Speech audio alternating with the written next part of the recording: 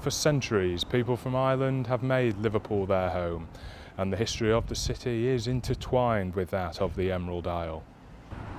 Local historian Greg Query, who has lived in Liverpool since 1972 after coming from Belfast, gave me and Paddy Shannon a tour of some of the highlights of Liverpool's Irish heritage. This is the memorial to the Irish Great Hunger, which is in St Luke's Gardens in Liverpool city centre. It was unveiled here in 1998 by the President of Ireland, and fundraising was through local subscriptions and all the local councils on Merseyside and the British and Irish governments contributed towards the cost of putting the memorial in place. Before it became the Irish Centre in 1965, well, many years before that, this fine classical building was known as the Wellington Rooms, where the wealthy in Liverpool could run a ball to bring their daughter out into Liverpool society or hold a function. It's said that on Grand National Week, the winner of the Grand National came into the ballroom here at the back and drank from a bucket of champagne.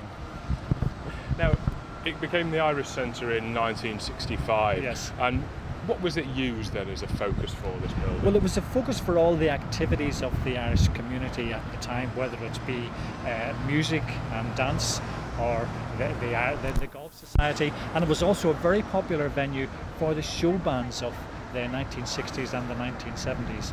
It was the largest Irish centre in Britain. We are here at the packing cases in Hope Street. And Hope Street is one of those areas where the buildings going back to the 19th century are still surviving in Liverpool. They've not been decimated as they were, for example, in Scotland Road. So here we can see how the history of the Irish community is threaded through the history of the city generally, with Nugent's Catholic Institute for Boys just down the road, and the former refuge for girls who had such a difficult time making a living in 19th century Liverpool, just across the road here near Blackburn House. We're here at the house in Liverpool, in Rodney Street, where William Ewart Gladstone was born in 1809.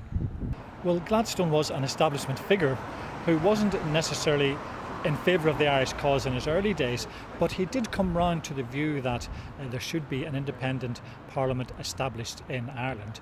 And someone of such importance coming to that view made the cause respectable, if you like, in polite society. So it did give a lot of support to the Irish cause. He did get the Irish Home Rule Bill through Parliament, through the House of Commons, but it was rejected by the House of Lords by 419 votes to 41.